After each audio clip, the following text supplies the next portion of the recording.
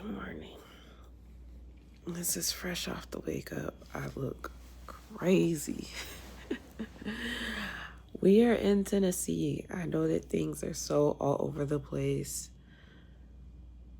Anyways, I just wanted to, oh my God. I was sleeping good, child. They worked me hard. Anyways, we're in Tennessee. It's day 3 of being here. I got here Monday night. And then I was on set yesterday morning at 9:30, and then I did not get back until like 6. We wrapped a bit earlier. Today is going to be a lot of an easier day. So they need me. I'm the first person who needs to be on set at 10:30.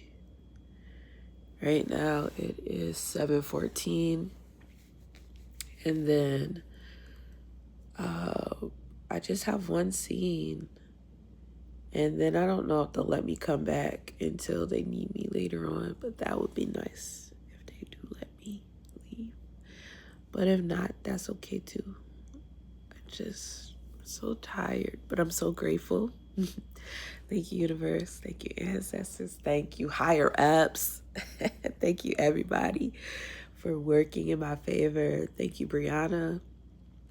I'm so grateful for this opportunity. Things have been moving extremely fast. Extremely fast. Between job opportunities,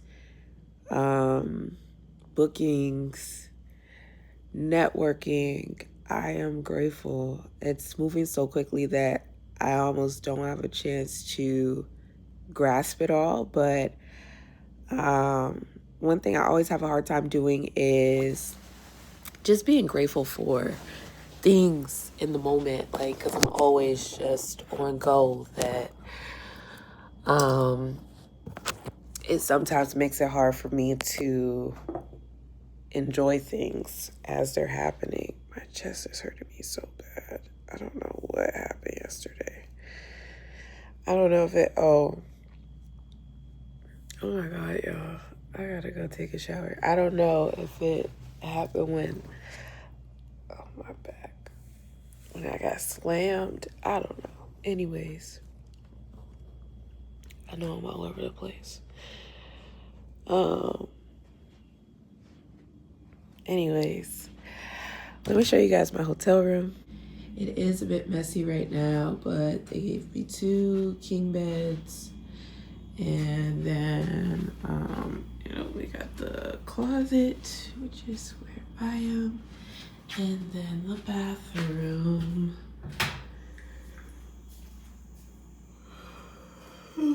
And I've worked with them before, so they always put me in the same hotel. It's a bit chaotic in here because when you're getting ready for set, like, I have to take out half my personal items so that I can bring a suitcase with me on set. And then I have to bring a duffel bag with me on set. So all of the clothes that I wear when I'm done stay on this bed until everything is finished. But yeah, that's pretty much a general overview. I'm gonna go ahead and get ready. And then I don't know when the next time I'll see you guys. So I just picked up my food. I had a biscuit, so that's what was on my mouth. But this is it. Michael Jackson. So I'm gonna finish my makeup in a minute. I have to be on set at 10:30. It's 9:22. So I'm gonna scarf this food down really quickly. And then be ready to go. But we have some eggs with like peppers and onions. I don't like eating onions if I'm gonna be on set, but and then some potatoes. Oh, and ain't no fucking pepper coming out. Yeah, this breakfast not all that.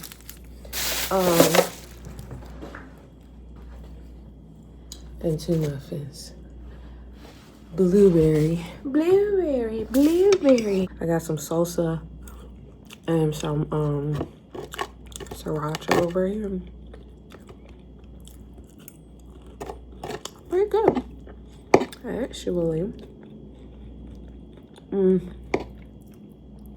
the eggs are given instant. If I had to rate this,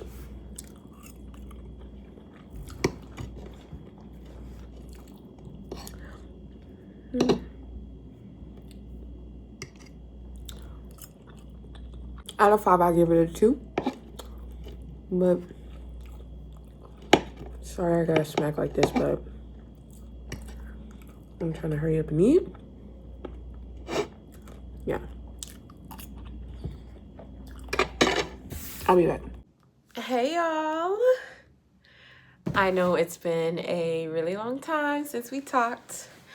As you can see, the scenery is a bit different, but I do kind of want to catch you guys up. This is my 3rd time trying to film this catch-up video, so hopefully I won't have any interruptions this time. We can get through it. Right now it is March 4th, Wednesday. First, let me say I miss you guys so much. My break was well needed, but definitely I can't lie and say that my mental health didn't take a huge decline when I first decided to get off of social media. And around the same time, I had started therapy with my trauma therapist, and she had, like, you know, pretty much felt like it was best for me to like stay off of social media until I could have a healthier relationship with it. And I don't even know if my relationship is all that healthy. I just think it's not so opinion based anymore. So as you guys know, when I first started my vlogmases, I had said, like, you know, this is my personal journal. I just wanted to share the good, the bad, the ugly when it comes to a healing journey, and that's what I did. But the last video I posted was a very vulnerable video for me for so many different reasons. It was a very sensitive conversation with my father that I had, on top of high emotions, not being understood. It was a combination of things. And I feel I don't regret recording a video, because at the end of the day, it is a rough patch that I had to go through in order to get to where I am now. And it didn't make sense for me to not be authentic all the way around. And to me, it felt like the best decision to post the conversation that we had. What I was not expecting was, like, YouTube, you guys are amazing when it comes to just being supportive, being understanding, and just receiving the message for what it is. That's it. That's all. TikTok is a different beast. What I didn't expect was for my video to go viral. And I had already said it before. I had set like a hard boundary about like not posting any more YouTube shorts with me crying, simply because of the type of people it started to bring into my space on YouTube and on TikTok. So I stopped doing those. But as much as I felt like I had control over filtering what people say, how people say it, when people say it, it's just not that easy on social media. Well, actually it is, but it took me having to bump my head in order for me to set another hard boundary. The only issue is I was already in a vulnerable spot mentally. So although I feel if I was in my right mind, it would have been a lot easier to handle, because I was not, things hit me 10 times harder than what they should have. So a lot of people were very supportive. And when I say a lot of people, I mean hundreds of comments were literally, you know, wishing me the best, giving me positive affirmations. I appreciate everybody. But however, there was probably like 5 comments out of like all the videos of people who had said somewhat something negative, whether it be them talking about the portion of me saying how I caught chlamydia from an ex, as if though that's not a curable disease, and as if though we're not all adults. Some people were calling me hoes, saying that My dad was right, and at the end of the day, I'm a hoe, so it's what I deserve. Even though that's not at all true, I got it in a committed relationship.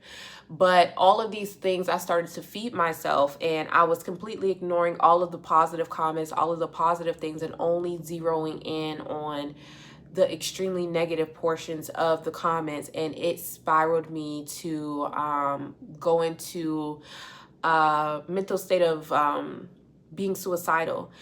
And I didn't want to eat. I didn't want to get ready. I was like hyperventilating, crying, stressed. I couldn't even look at my phone. I completely stopped touching my phone. I had to just hand it over to my fiance. He had to go through the comments daily, delete any bad ones. And you know, I thought that going viral would be a more joyous moment, but it was actually a breaking point for me. And since I haven't been back on TikTok on that page since at all, haven't posted, haven't read any of the comments. I just stopped checking everything. And then my fiance found out how to limit comments, and that gave me a bit of ease. Social media is a beast that if you do not know how to navigate and tame, things can get really hectic. However, I will say everything happens for a reason. Because of all of that situation happening, my mother just so happened to call me the next day. And at the time, our relationship was not as good as, you know, we were just starting to communicate and stuff.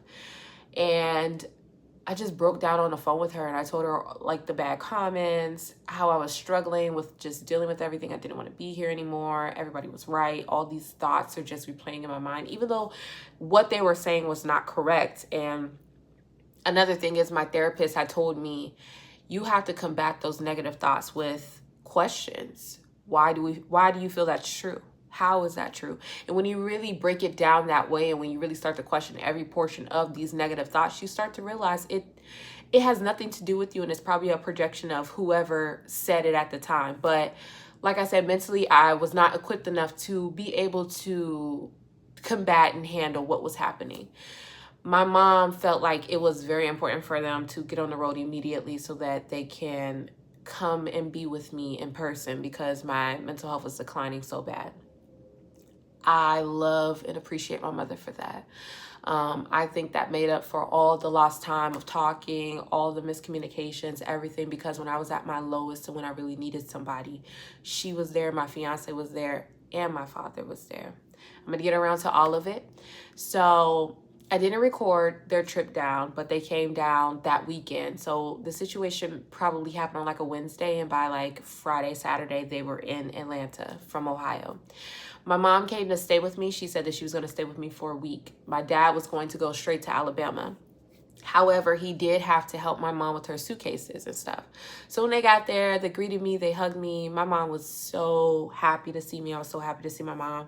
I was happy to see my dad too. You know, he hugged me, he said hello, but he's not very affectionate. So I kind of expected that anyways. And conversation between us was very slow. We didn't really have a lot to talk about, but you know, we kept it cordial. So it had got to a point where, because my mom, she always overpacks, so I had to help my dad with the bags. I didn't have to, but I wanted to. And so my mom, I had already told my mom before they came down, like, hey, if dad wants to stay here, that's fine. You know, me and Zion don't mind, but she just kept saying, like, the closer that the date got, like, oh, he doesn't think he's going to stay. He's just going to go straight to Alabama. And it didn't make sense because it was nighttime. We had also cooked, so we had made him food, put in a Tupperware for him. But I was just like, it really doesn't make sense where you could just spend the night here one night. You already drove 10 hours. Why drive another 3 when you can just sleep a little bit? And so I offered again while he was there, and he was like, oh, I'm going to have to get on this road. And my grandma was like kind of blowing him up, like trying to find out when he was going to Alabama, because that's who he was going to go visit. So we were headed up the stairs, and I had been drinking a little bit because my nerves were all over the place. I didn't know how I was going to go. I was just hella nervous to see my parents after everything that has transpired. And we were walking up the stairs, just my dad and I said, you know, it really hurts my feelings that you know, you can't stay with me one night. I'm your kid, and I know that we don't have the best relationship, but the least you could do is spend one night with me. Like, I looked forward to you being here, and it hurts.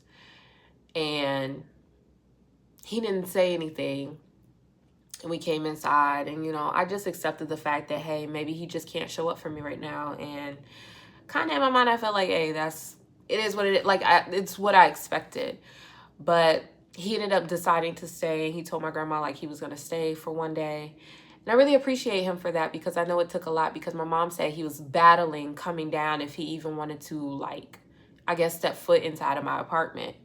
And I can understand, as humans, one thing I can say as a realization, my dad and I are more alike than I thought, which explains why we bump heads so much. But because he spent the night, that night he ended up talking to my fiance and I, and he apologized. He apologized for everything, for the way he treated my fiance, the way he handled a lot of situations between myself and my fiance. He apologized for the way he spoke to me on multiple occasions. One thing he did admit was he grew up around women who called their daughters heifers, who talked to their daughters in crazy ways. And so he admitted, like, you know, I can only give you what I know, and I don't know it all, and I may not know a lot. So because of that, I'm sorry, because I don't know how else to love you. I don't know how else to show up. And he was like, you know, this is the only way I know how to talk. So it's not that I want to stay this way. It's just that I don't know everything. And I think that's all I was looking for, was just you admitting that, like, you're human, instead of it just being like, it's everybody else but me. But I can also understand how that message can get lost in translation when he's not as affectionate, he's not as open with his emotions, and sometimes it's hard for him to express his own self. So we, like, really had a full-blown sit down and conversation. And my mom, she apologized for not being there for me with my engagement. Her apology came a bit later in the week, as she stayed with my fiance and I. She, like, genuinely stopped and was like, I am so sorry. You know, as my daughter, all I went off of was, you know, the bad times when you called and you told me about the relationship, which is understandable. And on my end, I can take accountability on, you do have to be mindful of when you allow people in your relationship, especially when things are bad, if this is somebody that you want to be married to. I don't have a lot of outlets. I don't have a lot of friends. So I do confide in my parents a lot, but I'm learning to filter what I communicate. And basically what she said was that, like, Zion is an amazing man. And at first she was afraid, because she just kept thinking of all the negative things, and she just didn't want me to make a bad decision. But after being with us for a week, like, she feels more than confident. She's sorry that it took so long, but, like, she knows that, like, she's all behind my decision and everything. And that meant so much. Like, all of these childhood wounds were just healing, and all it took was a conversation. And, you know, I did tell my mom, like, you know, I feel bad about the time lost when it could have been fixed with the conversation, but I feel like that time was needed, and everything happens for a reason. And we needed space to find ourselves and find a new footing. What my therapist told me is, it's going to always be a dance in healing. Everything is not going to always be 100% roses and everybody's healed and everybody's doing the right thing. Sometimes we're going to fall backwards and take 10 steps back, and it's going to feel like old times. And that's what I'm learning how to navigate as well, especially with my dad. I think he's still learning how to speak to me. So I'm really big on setting hard boundaries immediately. The moment I feel disrespect, which means I'll block you, I'll stop talking to you. But I'm trying to learn to be understanding to all parties involved. When my dad ended up going to Alabama, well, like, when he left, you know, like, he hugged me. He said, you know, we need you here. Like, we care about you. We don't want to lose you. Like, I love you so much. Like, I hope you understand that. I hope you know that. And I'm sorry I didn't make you feel that way. And even when my fiance and I took my mother back to Alabama, you know, like my dad, he like hugs me, kept saying he loved me, you know, he gave me a kiss. Normally I don't get that from my dad. So I'm very grateful, more than grateful. And my mom ended up staying 2 weeks with us, maybe even 3. And we had a ball. We did everything. Like, it just felt good to catch up. I cried when she left because it was like, you know, yes, she's my mother, but I also feel like she's my best friend. And it felt good just to get her back and to have things the right way this time. I was able to express myself. She was able to listen. What I realized is my mom is open to changing. She is open to growing. If you explain to her what you're dealing with, it may take a little bit of explaining, but she is going to try to get things right. And my dad, him too, it just takes him a little bit longer to kind of grasp and comprehend, but you could see the determination or the want to be involved and to continue to communicate with me. Even when my mom was staying with us, he would always ask about me, ask about Zion, tell us hello. He'd try to talk to me on the phone. He prayed for me. You know, we still have our battle about me not being Christian and him being Christian, but you know, I appreciate the fact that he's trying any way he can, and he's offering the tools that he does have to give until he can, you know, get more tools. So I'm learning to grow with this new level. They're learning to learn me and grow. So I am going home Friday.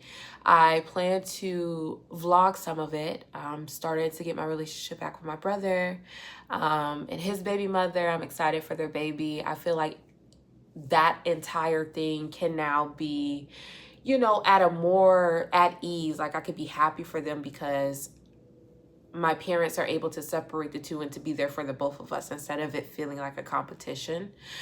So I'm so excited. I'm excited to go home and it feel like home. That's mainly what I'm excited for. I'll be there Friday through Sunday, and Zion's coming with me. Right now I am in Tennessee. This is my second time here in the last 2 weeks. Both of them I got booked for shows on TV1. So I can't say too much about it, but I am super grateful for all of the acting opportunities that have been coming my way. I've been working hard. I've been grinding. I got new headshots. I'm submitting. I am on my shit because I just have this feeling that things are really going to take off for me. And I want to be intentional in everything that I do moving forward. I'm on this new medication, Zoloft. I do feel like it's doing so much better for me. On top of that, I go to therapy every Tuesday, and she is amazing. We are working through so many different traumas. And I'm sorry I'm kind of breezing through things, but it's just so much that I'm just trying to catch you guys up as best as I can.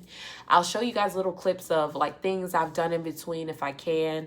And then, of course, I'll try to add my family trip a little bit to this vlog, or maybe I'll make it separate. I have a episode that I already filmed for TV1 last year. It's coming out on March 16th, so I'll be sure to vlog that because I want to have like a little watch party, just me and my fiance, but I think it will just be exciting. So Zion is in Atlanta. I'm here. So basically they pay for a hotel for me, and I am here I got here yesterday, Tuesday, and I'm here until Friday. And last week I got here on Tuesday and left on Friday as well. So yeah, life is really great right now. I can't ask for anything more. This is everything I dreamed of. Also job wise. So y'all, life is so crazy. Life went from like silence when I was first on my FMLA, which I did end up getting short-term disability pay. Finally, it started in February, but life went from like nothing, no money, no job. I mean, like I had a job, but I was on a leave. They weren't helping with short-term disability. My medication wasn't working. My parents weren't where I felt they should be. Friendships weren't working out. I was applying to jobs, going to interviews, kept getting denial letters, all of these things. And then literally after my mom left, everything just dropped in my lap. I can't